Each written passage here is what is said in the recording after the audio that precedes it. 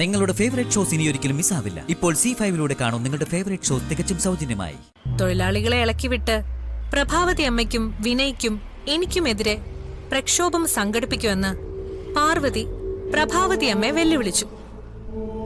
അവർക്കത് വല്ലാത്ത കലിയായി. പാർവതിക്ക് പണി കൊടുക്കണമെന്ന് അവരെന്നോട് ആവശ്യപ്പെട്ടു. എന്നാ പിന്നെ ഒടുക്കത്തെ പണി കൊടുക്കാന്ന് ഞാനും അങ്ങ് തീരുമാനിച്ചു. എന്നിട്ട് HR മാനേജരോട് പറഞ്ഞു പാർവതിയെ വീട്ടിലേക്ക് പറഞ്ഞു വിടണമെന്ന്. അവരതുപോലെ പാർവതിയെ വീട്ടിലേക്ക് പറഞ്ഞു വിട്ടു. വീട്ടിലെത്തിയ പാർവതിയോട് പാഴ്വസ്തുക്കൾ നിറച്ചിട്ടിരിക്കുന്ന മുറി തൂത്തു തുടച്ച് വൃത്തിയാക്കാൻ പ്രഭാവതി അമ്മ ആവശ്യപ്പെട്ടു.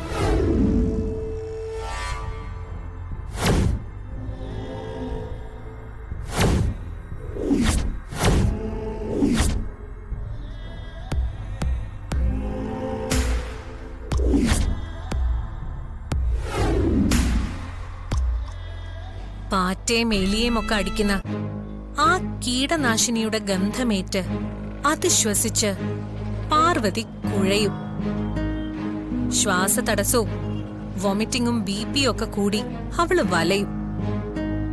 കുടിക്കാനാണേൽ അവിടെ ഉപ്പുവെള്ളം മാത്രമേ ഉള്ളൂ. ദാഹിച്ച് വലഞ്ഞ് അവൾ അതും കൂടെ കുടിക്കുമ്പോഴുണ്ടാവുന്ന ഒരു സിറ്റുവേഷൻ അതൊന്ന് ആലോചിച്ച് നോക്കിക്കേ. അവളിന്ന് നരകം കാണും. വെറും നരകങ്ങളല്ല, പുരാണങ്ങളിൽ പറയുന്നത് പോലെ 28 നരകങ്ങളും അവള് കാണും. അപ്പോ ഇന്നവള് ചത്തു തൊലയുന്നു ഉറപ്പായി. ഭാഗ്യം നമ്മളോടൊപ്പമാണെങ്കിൽ അവള് ചാവുന്നു തന്നെ എന്റെ പ്രതീക്ഷ. അവളെ അവിടെ നിന്ന് ആരും വന്ന് രക്ഷിക്കാൻ പോകുന്നില്ല. അവൾക്ക് അവിടെ നിന്ന് രക്ഷപ്പെടാനുള്ള യാതൊരു പഴുതുമില്ല. അവള് ചാവും. ഇത്തവണ അവൾ എന്തായാലും ചത്തിരിക്കും. അതോ അന്ന് കർപ്പൂരത്തിൽ ഒളിപ്പിച്ചിരുന്ന ബോംബ് പോലെ ആവോ? അന്ന് അവൾക്ക് എന്തോ ഭാഗ്യം ഉണ്ടായതുകൊണ്ടാ അവള് രക്ഷപ്പെട്ടത്. അല്ലറിയ, അപ്പോ അങ്ങനെ വല്ല ഭാഗ്യവും അവളെ അനുഗ്രഹിക്കോ? ഞാൻ പറഞ്ഞില്ലേ ജിതിൻ, അതിന് യാതൊരു സാധ്യതയും ഞാൻ കാണുന്നില്ല. അതായത് നാളെ നേരം വെളുക്കുമ്പോ പാർവതിയുടെ മരണവാർത്ത അറിയാൻ സാധിക്കുമെന്ന് സാരം. അതെ, ഏതായാലും ഈ രാത്രി കഴിയും വരെ ഒന്ന് വെയിറ്റ് ചെയ്യാം. പാർവതി ചാവുമ്പോ ഏറ്റവും കൂടുതൽ സന്തോഷിക്കുന്നത് പ്രഭാവതി അമ്മയായിരിക്കുമല്ലോ. അവര് സന്തോഷിക്കും. പക്ഷെ മിക്കവാറും ആ സന്തോഷം അധികം വൈകാതെ ദുഃഖമായിട്ട് മാറും. അതിനുള്ള വഴിയാ ഞാൻ മനസ്സിൽ കാണുന്നത്. അല്ല, അതിനർത്ഥം അവർക്കും നീ ഒരു കെണി ഒരുക്കി വെച്ചിരിക്കുന്നു എന്നല്ലേ? അവരെ നമുക്കങ്ങനെ വെറുതെ വിടാൻ പറ്റുമോ ജിതിൻ? അവരെയും കൂടെ ഒതുക്കിയാലല്ലേ സ്വത്തുക്കൾ നമ്മുടെ കയ്യിൽ വന്ന് ചേരൂ. അതിനുവേണ്ടി എന്ത് പദ്ധതിയാ നീ മനസ്സിൽ കണ്ടിരിക്കുന്നത്? സിമ്പിൾ. പാർവതി ചത്ത അതിന്റെ ഉത്തരവാദിത്തം മുഴുവൻ പ്രഭാവതിയുടെയും വിനയുടെയും തലയിൽ വീഴുന്ന വിധം ഒരു പ്ലാൻ വർക്കൗട്ട് ചെയ്തു. അത് ഞാൻ പോലീസിനെ വിശ്വസിപ്പിക്കും. പാർവതിയെ കൊലപ്പെടുത്തിയ കുറ്റത്തിന് പോലീസ് പ്രഭാവതിയെയും വിനയെയും അറസ്റ്റ് ചെയ്യും. തീർന്നില്ലേ കഥ? റിയ, നീ ആള് ബുദ്ധിരാക്ഷസി തന്നെ. നിന്നെ കിട്ടിയത് എന്റെ ഭാഗ്യമാണ്. ഇതെല്ലാം എന്നെ ആത്മാർത്ഥമായിട്ട് സ്നേഹിക്കുന്ന ജിത്തിനു വേണ്ടി ഞാൻ ചെയ്യുന്നതാ. ജിത്തിനു വേണ്ടി ഇനിയും ഞാൻ എന്തു വേണേലും ചെയ്യും. എനിക്കതറിയാം. നമുക്ക് ഈ അലച്ചിലുകളൊക്കെ ഒന്ന് അവസാനിപ്പിച്ച് എത്രയും പെട്ടെന്നൊന്ന് സ്വസ്ഥമാവും. ശത്രുക്കൾ ഒഴിഞ്ഞു പോയാൽ പിന്നെ കാര്യങ്ങളെല്ലാം സ്വസ്ഥമാവുമല്ലോ ജിത്തിൻ. നമ്മുടെ അധ്വാനത്തിന് ഏതാണ്ട് ക്ലൈമാക്സ് ആവാറായി. അധികം വൈകാതെ തന്നെ നമ്മൾ ഇവിടുന്ന് പറക്കും.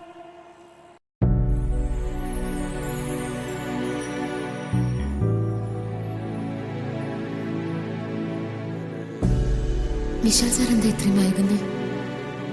ഓഫീസിൽ നിന്ന് വരാനുള്ള സമയം കഴിഞ്ഞല്ലോ.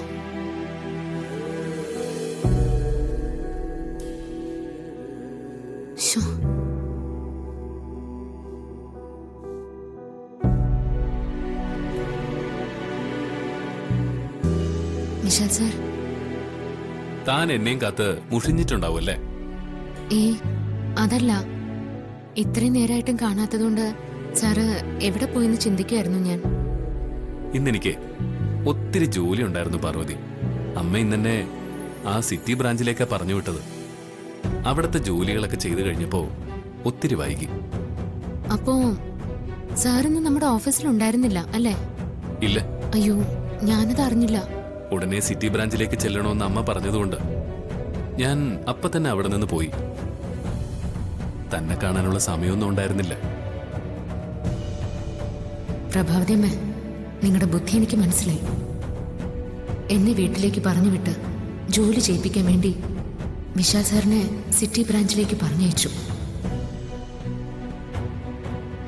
വിശാൽ സാർ കൂടെ ഉണ്ടെങ്കിൽ എന്റെ ജോലിഭാരം കണ്ടിട്ട് എന്നെ സഹായിച്ചാലോ എന്ന് കരുതി അതിനൊരു തടയിട്ടതാണല്ലേ? കൊള്ളാം.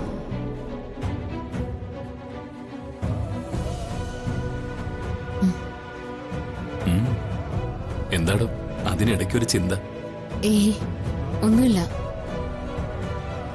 ഇതെല്ലാം പ്രഭാവതിയമ്മയുടെ പണിയായിരിക്കുമെന്ന് സാറിനോട് എങ്ങനെ പറയും? പറഞ്ഞാ അത് സാറിന് വിഷമാവും. അമ്മയെ ഏൽപ്പിച്ച ജോലികളെല്ലാം ചെയ്ത ശേഷം ഞാൻ അമ്മയൊന്ന് വിളിച്ചു. പക്ഷേ അമ്മ ഫോൺ എടുക്കുന്നില്ല. ഇടയ്ക്ക് 1-2 സംശയങ്ങൾ ക്ലിയർ ചെയ്യാനുണ്ടായിരുന്നു. അതിനുവേണ്ടി ഞാൻ വിളിച്ചിരുന്നു. അപ്പോഴും അമ്മ കോൾ അറ്റൻഡ് ചെയ്തില്ല. എന്തു പറ്റി? അമ്മയുടെ 1-2 കാര്യങ്ങൾ ഡിസ്കസ് ചെയ്യാനുണ്ടായിരുന്നു. ഫോണിൽ കിട്ടിയാലല്ലേ അതിന് സാധിക്കൂ. സാറ് ടെൻഷൻ ആവണ്ട. ബിസിനസ് ആകെ തകർന്നിരിക്കുമല്ലേ, അതിന്റെ സ്ട്രെസ് അമ്മയ്ക്കുണ്ടാവും. അതുകൊണ്ടാവും ചിലപ്പോ കോൾ എടുക്കാത്തതും. സാറ് നാളെ രാവിലെ അമ്മയെ പോയി കണ്ട് സംസാരിച്ചാൽ മതി. പാർവതി പറഞ്ഞത് ശരിയാ. ബിസിനസ് നഷ്ടത്തിലായത് അമ്മയെ മാനസികമായി തളർത്തിയിട്ടുണ്ടാവും.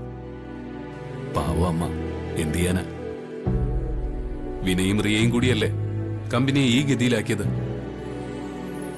ഇപ്പോഴത്തെ ഈ നഷ്ടം ഒഴിവാക്കിയിട്ടേ അമ്മയ്ക്ക് വലിയ മനസ്സമാധാനം കിട്ടും. എത്രയും പെട്ടെന്ന് ഏത് വിധേനയും നഷ്ടം നികത്തണം.